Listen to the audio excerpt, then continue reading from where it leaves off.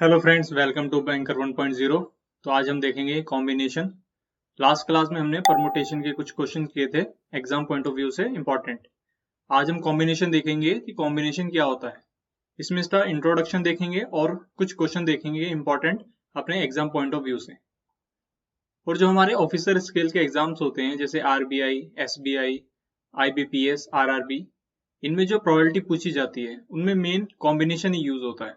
लेकिन कॉम्बिनेशन को समझने से पहले हमें परमुटेशन का आइडिया होना चाहिए। उसकी हमने 2 क्लास आपको पहले प्रोवाइड कर दी है, जिसमें फर्स्ट क्लास में हमने इंट्रोडक्शन किया था और दूसरी क्लास में उसके क्वेश्चंस। तो अगर वो आपने वीडियो ना देखी हो तो उसका लिंक आपको डिस्क्रिप्शन बॉक्स और आई कार्ड पे मिल जाएगा। तो वीडियो आप जरूर देखिएगा, उससे आपको काफी अच्छी क्लैरिटी मिलेगी। और परमुटेशन और कॉम्बिनेशन को यूज करके ही प्रोबेबिलिटी के क्वेश्चंस बनते हैं, तो वो हम देखेंगे नेक्स्ट क्लास में। तो आज हम कॉम्बिनेशन पढ़ते हैं, तो स्टार्ट करते हैं।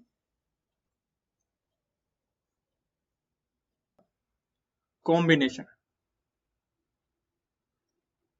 जैसे मैंने आपको परमुटेशन के केस में बताया था, परमुटेशन का जनरल मीनिंग, तो इसमें कॉम्बिनेशन का मीनिंग होता है सिलेक्शन। जहां पर भी हमें सिलेक्शन करना होता है वहां पे हम कॉम्बिनेशन यूज करते हैं। और कॉम्बिनेशन के केस में होता है order of writing is not important. ये मैंने आपको परमुटेशन के केस में बताया था कि परमुटेशन में ऑर्डर ऑफ राइटिंग इंपॉर्टेंट होता है, लेकिन कॉम्बिनेशन में इंपॉर्टेंट नहीं होता। उसको आज हम समझते हैं। परमुटेशन के केस में मैंने आपको रोज और नंबर के एग्जांपल दिए थे, जिसमें जैसे उसमें रोज में 4 लेटर का हमें वर्ड बनाना था और नंबर में 3 लेटर का वर्ड। तो उसमें जैसे NUM, NMU, उसमें जो है तीनों लेटर तो सेम रहेंगे, लेकिन उनकी प्लेस या पोजीशन चेंज होती रहती है, जिसकी वजह से अलग अलग वर्ड्स फॉर्म होते हैं। तो उसमें जो है हमारा ऑर्डर ऑफ राइटिंग इंपॉर्टेंट होता है। लेकिन कॉम्बिनेशन में देखिए, जैसे हमारे पास 3 पर्सन है, एक्स, वाई, जेड, 3 पर्सन है और हमसे इसमें बोला गया है कि 2-2 पर्सन की हमें टीम बनानी है। अब इसमें से हम इन 3 पर्सन में से अगर 2-2 पर्सन की टीम बनाएं तो वो कितने वे में बना सकते हैं? एक हो सकती है एक्स वाई, एक हो सकती है वाई जेड और एक हो सकती है एक्स जेड। अब इसमें अगर हम लिखें वाई एक्स, इसे जेड वाई और इसे जेड एक्स, तो इससे कोई फर्क नहीं पड़ेगा, क्योंकि ये जो है सेम ही टीम है। एक टीम में अगर पहले एक्स लिखें बाद में वाई लिखें, या फिर पहले वाई लिखें फिर एक्स लिखें, उस टीम में कोई फर्क नहीं पड़ेगा। वो 2 पर्सन की ही टीम रहेगी और डिस्टिंग्विश रहेगी। तो इसकी वजह से जो है हमने ये लिखा कि ऑर्डर ऑफ राइटिंग जो है इंपॉर्टेंट नहीं होता कॉम्बिनेशन में। लेकिन अगर ये परमुटेशन होता और यहाँ पे हमें वर्ड फॉर्म करने होते, इन 3 लेटर से 2-2 लेटर के वर्ड बनाने होते, तो एक्स वाई भी अलग होता और वाई जेड भी अलग होता। तो यही डिफरेंस है कॉम्बिनेशन और परमुटेशन में। अब इसे अगर एक एग्जांपल से समझें, जैसे मान लेते हैं हमारे पास 4 ऑब्जेक्ट्स हैं।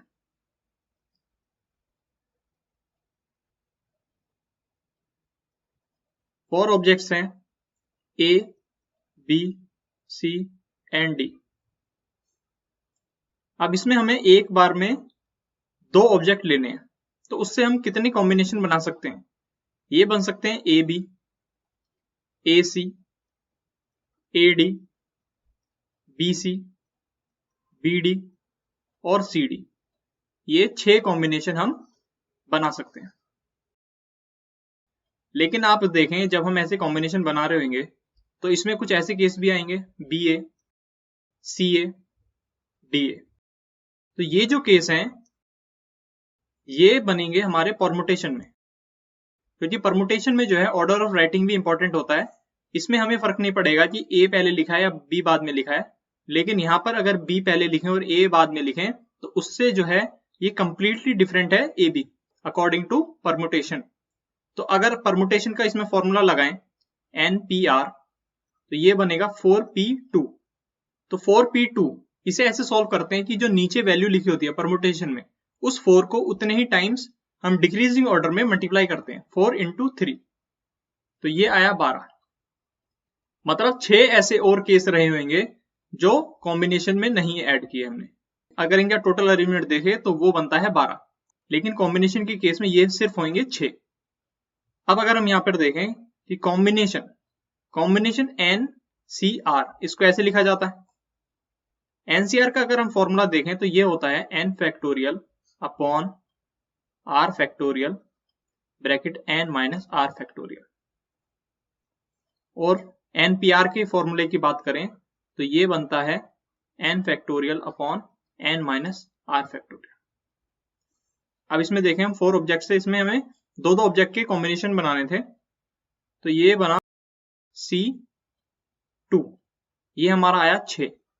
और जैसे ये जो है A और B, परमुटेशन के केस में ये आपस में अरेंज हो सकते हैं, मतलब ये 2 फैक्टोरियल वे में अरेंज हो सकते हैं।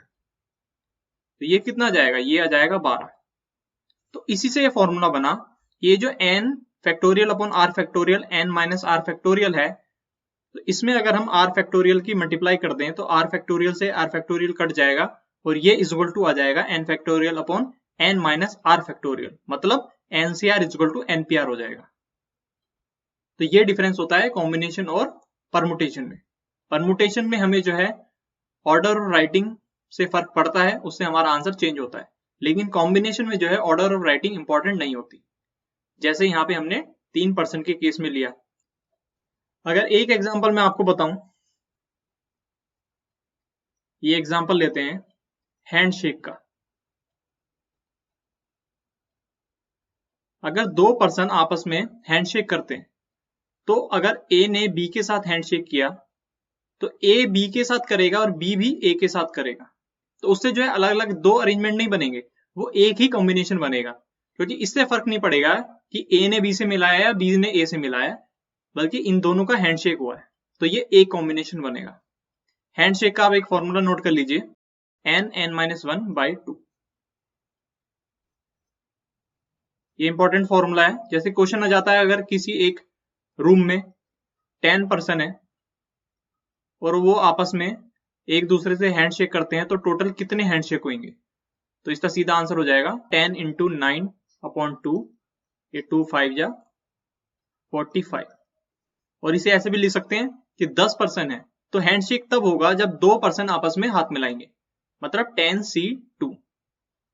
इसे देखें 10 फैक्टोरियल अपॉन r फैक्टोरियल मतलब 2 फैक्टोरियल और 10 माइनस 2 मतलब 8 फैक्टोरियल। इसे सॉल्व करेंगे 10 × 9 × 8 फैक्टोरियल अपॉन 2 फैक्टोरियल × 8 फैक्टोरियल, ये कैंसिल आउट हो जाएगा, 2 फैक्टोरियल 2 होता है, 2 5 जा 10, 9 5 जा 45। तो आई होप आपको क्लियरिटी मिली होगी कॉम्बिनेशन से रिलेटेड कि कॉम्बिनेशन क्या होता है। तो कॉम्बिनेशन का फॉर्मूला होता है NCR equal to n factorial upon r factorial n minus r factorial. ये होता है when repetition is not allowed, when repetition is not allowed। और अगर रेपिटेशन अलाउ हो, इसे नोट डाल के लिख लीजिए, when repetition is allowed। ये होता है n+r-1CR। तो इसे सॉल्व करेंगे तो इसे वैसे ही पुट करना है n factorial upon r factorial into n minus r factorial, बस इसमें n की जगह में वैल्यू डालनी है n+r-1। तो आप एक इसे याद रखिए व्हेन रिपीटिशन इज अलाउड, और एक इसे when repetition is not allowed. ये फॉर्मूला हमारे लिए काफी इंपॉर्टेंट है। और यहां पर भी r की value greater than 0 and less than equal to n। अब इसकी कुछ वैल्यूज हैं जो हमें डायरेक्ट याद होनी चाहिए, कि जैसे NC0, NCN और NC1, ये क्या होता है। NC0 में अगर लगाएंगे हम formula n factorial upon 0 factorial और n माइनस 0 फैक्टोरियल, तो ये आएगा 1, क्योंकि 0 फैक्टोरियल होता है 1। NCN ये भी 1 आएगा और NC1 ये आएगा n। तो आप इन्हें सॉल्व कर सकते हैं, यही आंसर आएगा, और आप इन्हें डायरेक्ट याद रखिए, ये आपकी कैलकुलेशन में आपको काफी हेल्प करेंगे। और एक और होता है इसमें NCR इक्वल टू होता है NCN माइनस R के। इसे समझे एग्जांपल से, ये अगर है 7C5, ये बराबर होगा 7C2 के।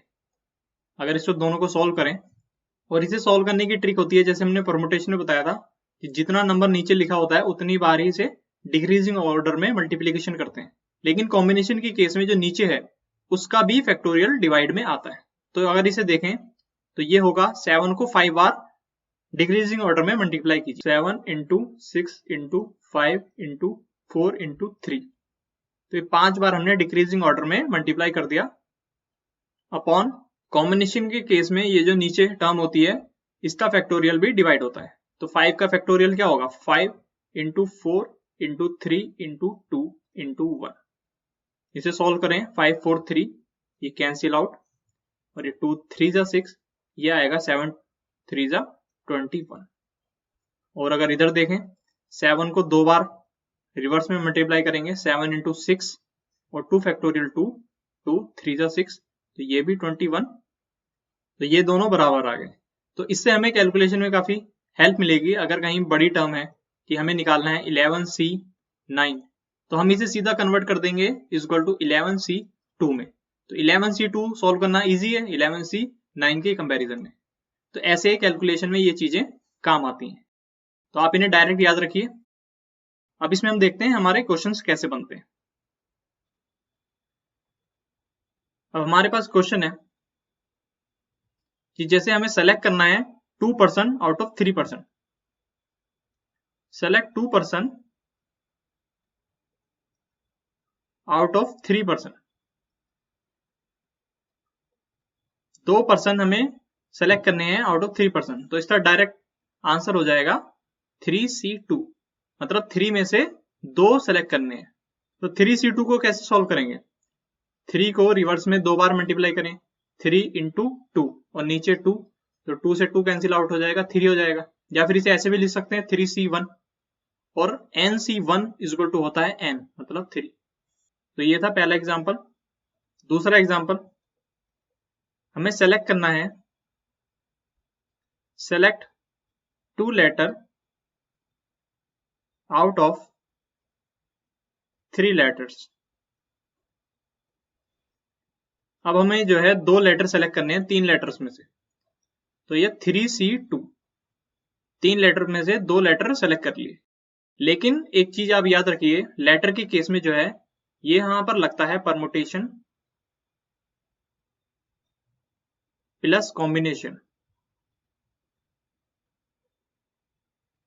लेटर के केस में परमुटेशन इसलिए लगता है क्योंकि लेटर में जो है ऑर्डर राइटिंग इंपॉर्टेंट होती है।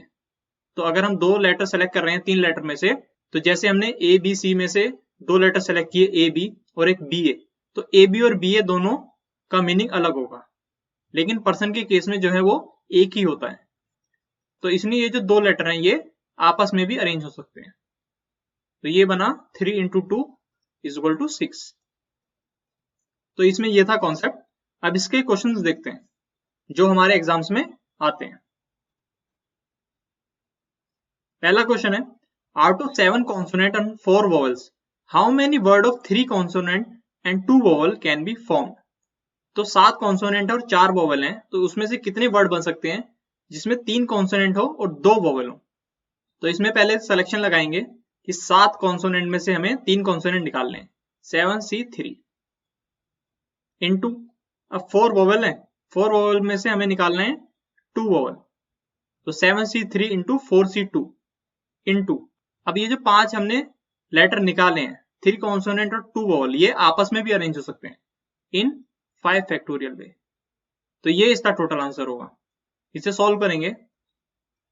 अब यहां पर ये 7C3, तो 7 को 3 बार डिक्रीजिंग ऑर्डर में लिखना है, 7 इंटू 6 इंटू 5, और ये नीचे आएगा 3 का फैक्टोरियल, 3 का फैक्टोरियल होता है 6 इंटू 4C2, 4 को 2 बार लिखेंगे, 4 इंटू 3 और नीचे 2 का फैक्टोरियल 2 इंटू 5 का factorial 120।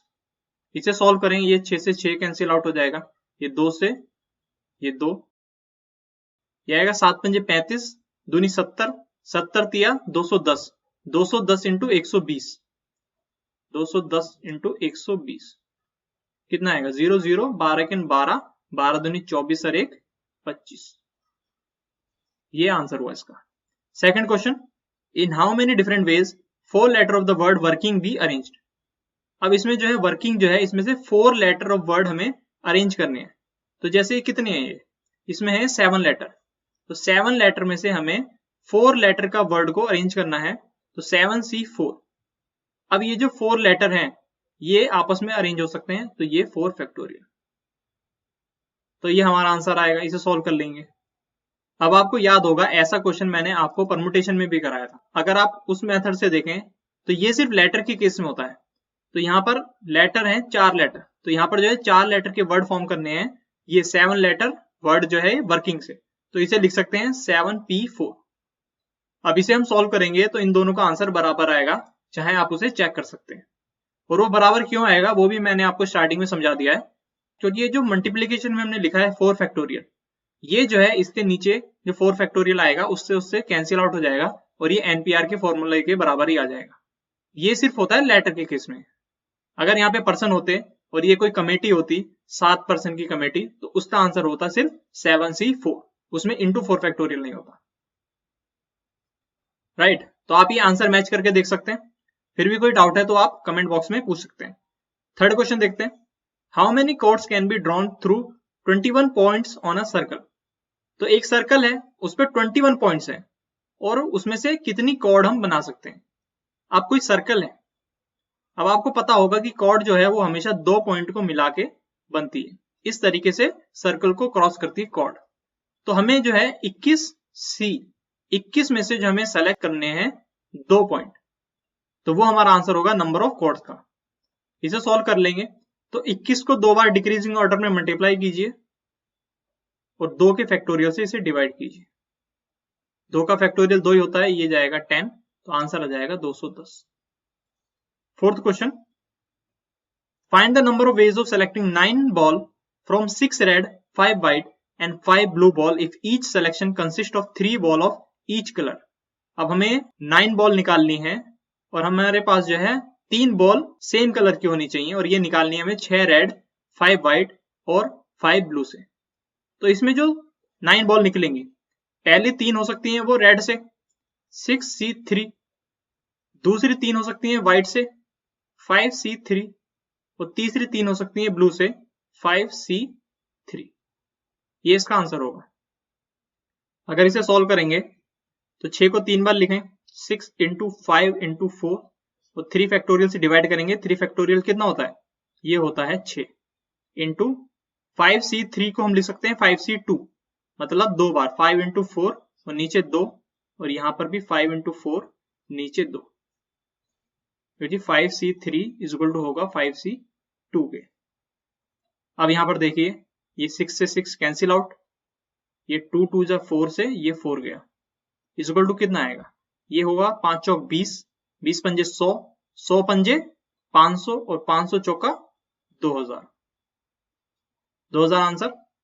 Next question, fifth question, in how many ways can a student choose a program of 5 courses if 9 courses are available and 2 specific courses are compulsory for every student। तो एक student को जो है 9 courses में से 5 courses choose करने हैं, लेकिन यहाँ पे लिखा हुआ है कि 2 स्पेसिफिक कोर्स जो है वो कंपलसरी है। मतलब इस 9 में से जो 2 कोर्स हैं वो तो उसे लेने ही लेने हैं, उसका वो सिलेक्शन नहीं कर सकता, वो तो उसे मिलेंगे ही। बाकी उसे जो करने हैं, बाकी उसे करने हैं 7 कोर्स बचे, 9 में से 2 तो स्पेसिफिक कंपलसरी हैं, वो तो उसे लेने ही लेने होंगे, तो उसकी चॉइस के बचे कितने, टोटल 7। अब 7 में से उसमें 2 तो कंपलसरी हैं, तो अब वो चूज कर सकता है 3, तो 7C3 is equal to 7 into 6 into 5 upon 6, ये आएगा 35 वेज।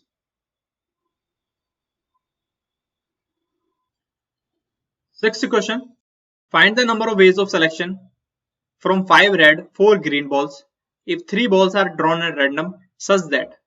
अब 5 रेड बॉल हैं 4 ग्रीन बॉल हैं, उसमें से 3 बॉल जो हैं रैंडमली हमने निकाली हैं।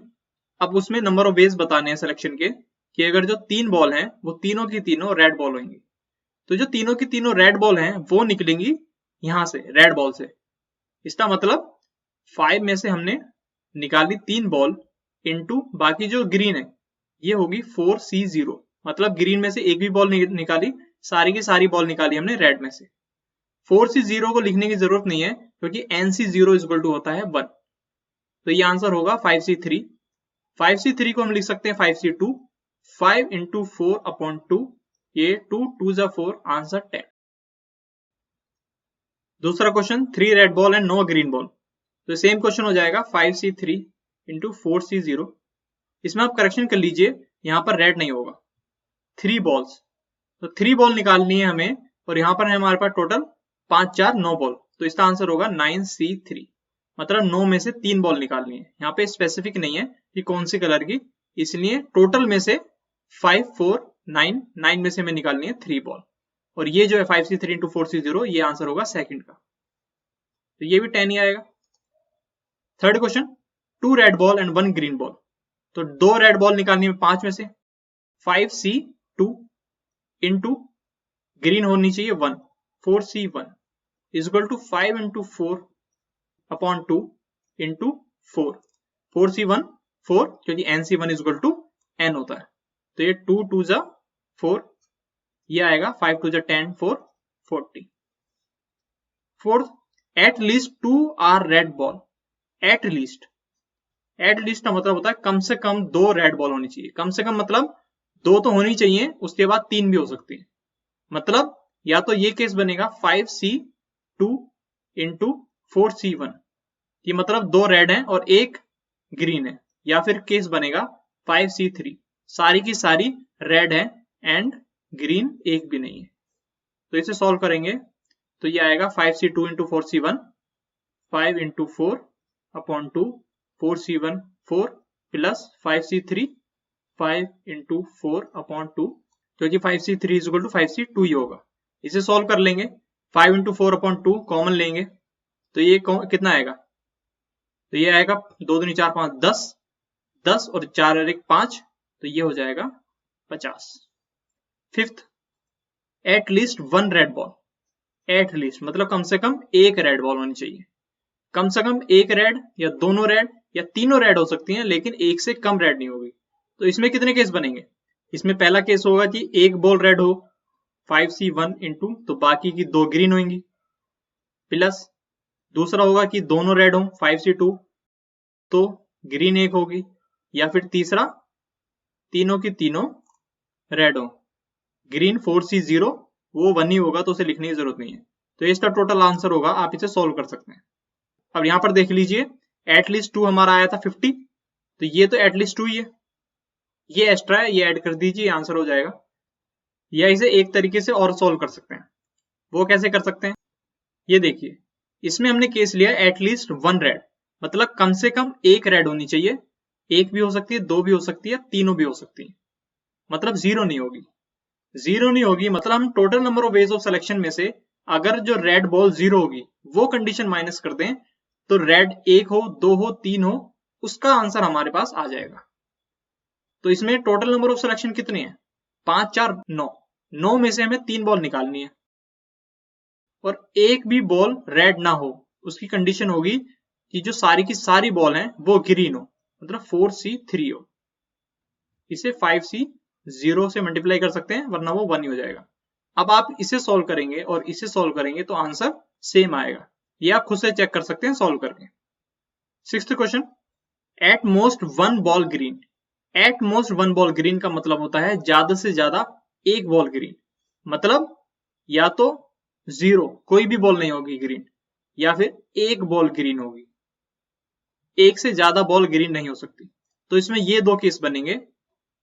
एट मोस्ट का मतलब होता है ज्यादा से ज्यादा, मतलब ज्यादा से ज्यादा 1 होगा, कम हो सकता है लेकिन 1 से ज्यादा नहीं होगा। कम वाले केस में सारी की सारी बॉल रेड होंगी 5C3, प्लस दूसरे वाले केस में 1 ग्रीन बॉल, मतलब 5C2 4C1, ये आंसर होगा इसका। इसे सॉल्व करेंगे, तो ये 5C3 इसे इक्वल टू में लिख सकते हैं 5C2, तो 5 इंटू 4/2, मतलब ये बनता है 10, 10 प्लस 5C2, ये भी 10 इंटू 4C1, तो ये 4 हो जाएगा, तो ये कितना आ जाएगा 50। तो आई होप आपको इस सिलेक्शन के क्वेश्चन समझ आए होंगे, क्योंकि ये काफी इंपॉर्टेंट है, इसी से हमारे प्रोबेबिलिटी का बेस बनता है। और क्वेश्चन देखते हैं इस पे। 7th question, find the number of selection from 5 red 4 black and 6 green ball in such a way. तो हमारे पास 5 रेड हैं, 4 ब्लैक हैं और 6 ग्रीन बॉल हैं। तो उसमें नंबर ऑफ सिलेक्शन निकालना है इन सच ए वे कि 3 balls are drawn of all same colour. ये हमने 3 बॉल निकाली और सारी की सारी सेम कलर की। तो इसमें केस बन सकता है कि सारी की सारी या तो रेड हो या ब्लैक हो या ग्रीन हो। मतलब 5C3 plus 4C3 plus 6C3 plus हम लिखते हैं चॉइस वाले केस में और मतलब होता है प्लस और एंड का मतलब होता है मल्टीप्लीकेशन। जैसे हमारे पास अगर क्वेश्चन हो कि 3 बॉल निकालनी है जिसमें से 2 रेड हो और 1 ब्लैक हो, तो 2 रेड हो और 1 ब्लैक हो तो उसमें मल्टीप्लीकेशन आता है। लेकिन जब चॉइस वाले केस लेते हैं हम और वाले, तो उसमें बीच में ऐड करते हैं, जैसे पिछले वाले क्वेश्चन में किया था। आप वो चेक कर सकते हैं रिवाइंड करके। सेकंड क्वेश्चन देखिए, इसमें 3 ball are drawn and all of different colour. 3 ball निकाली और वो तीनों की तीनों डिफरेंट कलर की है। अब इसमें बनेगा और का केस, मतलब या तो एक बॉल हमने रेड से निकाली 5C1 इंटू और एक बॉल निकाली ब्लैक से 4C1 और एक बॉल निकाली ग्रीन से 6C1। ये हिंदी वाला और बोल रहा हूं मैं एंड, तभी तो 3 बॉल बनेंगी टोटल। इसमें और कोई चॉइस नहीं बनेगी, एक रेड से, एक ब्लैक से, एक ग्रीन से, तब ये सारी होंगी डिफरेंट कलर की। तो इसे सॉल्व करेंगे तो NC1 क्या होता है? NC1 होता है N, तो ये आएगा 5 इंटू 4 इंटू 6, 5 चौक 20, 20 छिका 120। Third option 5 balls are drawn and 3 ball are black. अब हमने 5 बॉल निकाली और 3 बॉल जो है ब्लैक है। अब 3 बॉल का हमें पता है लेकिन बाकी 2 बॉल का नहीं पता। बाकी 2 बॉल के केस क्या क्या हो सकते हैं? या तो दोनों रेड हो, या एक रेड हो एक ग्रीन हो, या दोनों ग्रीन हो, ये सब केस बनेंगे। तो उसमें आएगा प्लस। देखिए 3 बॉल हमें ब्लैक रखनी है लेकिन बाकी 2 बॉल का नहीं पता, तो या तो वो दोनों बॉल रेड होंगी 5C2 और बाकी बची ब्लैक, मतलब 4C3। 5 बॉल हो गई प्लस, अब या तो 2 बॉल में से एक रेड होगी और एक ग्रीन होगी, तो 5C1 और ग्रीन के लिए 6C1 और ब्लैक के लिए 4C3 प्लस।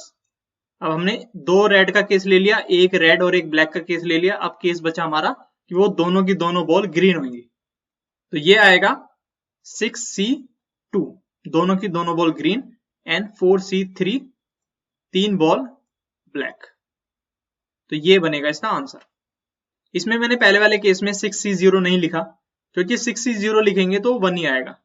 तो इसका मतलब अगर जो हमें नहीं निकालना है उसे ना लिखें, क्योंकि उससे कोई फर्क नहीं पड़ेगा। जैसे यहां पर हमने रेड नहीं लिखा, 5C0 भी लिख देंगे तो 5C0 1 ही हो जाएगा। आगे देखते हैं 8th question. A group consist of 4 girls and 7 boys, in how many ways can a team of 5 members be selected if the team has. तो 4 गर्ल्स हैं 7 बॉयज हैं, तो ये 5 मेंबर की टीम बनानी है अगर कोई भी गर्ल ना हो। नो गर्ल, नो गर्ल मतलब जो हमने 5 के 5 मेंबर लिए वो बॉयज से लिए, तो 7C5। ये कितना होगा? 7C5 को हम लिख सकते हैं 7C2, मतलब 7 में से 5 के 2, क्योंकि n-r इक्वल होता है NCR।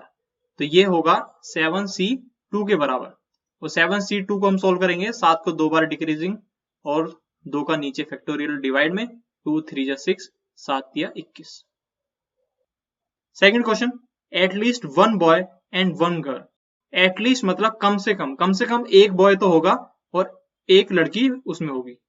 तो ये एटलीस्ट सिर्फ बॉय के साथ लगा है, मतलब एक भी हो सकता है, 2 भी हो सकता है, 3 भी हो सकते हैं, 4 भी हो सकते हैं, 5 नहीं हो सकते क्योंकि एक गर्ल तो होगी। अब इसमें देखिए इसमें कितने चॉइस बनेंगे। इसमें एक एटलीस्ट 1 बॉय, तो एटलीस्ट 1 बॉय का मतलब 7C1 और गर्ल कितनी हो जाएंगी? फिर गर्ल बन जाएंगी 4C4 प्लस 7C2 2 लड़के, गर्ल हो जाएंगी 4C3 प्लस 7C3 और गर्ल हो जाएंगी 4C2, फिर 7C4 और गर्ल हो जाएंगी 4C1। तो इसमें क्वेश्चन में है कि 1 गर्ल, 1 मतलब 1 गर्ल तो होनी चाहिए, तो इसका मतलब 5 बॉयज नहीं हो सकते, वरना ये कंडीशन फेल हो जाएगी। वरना एटलीस्ट का मीनिंग होता है कि कम से कम इतने हो सकते हैं और ज्यादा से ज्यादा टोटल हो सकते हैं। थर्ड, एट लीस्ट 3 गर्ल्स, कम से कम 3 गर्ल। अब इसमें ले सकते हैं कम से कम 3 गर्ल, मतलब 3 भी हो सकती है, 4 भी हो सकती है और 5 भी हो सकती है। अब अगर इसमें 3 गर्ल हैं मतलब 4C3 है, तो बॉयज कितने हो सकते हैं 7C2। अब अगर गर्ल्स 4 हैं 4C4, तो बॉयज कितने हो सकते हैं 7C1। अब इससे ज्यादा गर्ल्स नहीं हो सकती क्योंकि टोटल गर्ल्स ही हमारे पास 4 है, तो यही इसका आंसर होगा। इससे सॉल्व कर लेंगे, उससे हमारा आंसर आ जाएगा। तो इस वीडियो को आज यहीं एंड करते हैं। आज हमने कॉम्बिनेशन का इंट्रोडक्शन देखा और इस पे कुछ क्वेश्चन देखे जो हमारे एग्जाम पॉइंट ऑफ व्यू से इंपॉर्टेंट है और पूछ लिए जाते हैं। नेक्स्ट क्लास में हम देखेंगे प्लेइंग कार्ड्स, क्योंकि प्लेइंग कार्ड्स भी काफी इंपॉर्टेंट है और उससे काफी क्वेश्चन पूछ लिए जाते हैं कॉम्बिनेशन और प्रोबेबिलिटी में। तो वो देखेंगे हम नेक्स्ट पार्ट में। अगर ये वीडियो अच्छी लगी हो तो इस वीडियो को लाइक कीजिए, शेयर कीजिए और ऐसे ही banking exam point of view से वीडियोस के लिए इस चैनल को सब्सक्राइब कीजिए। हम मिलते हैं आपको नेक्स्ट वीडियो में। Till then thank you for watching.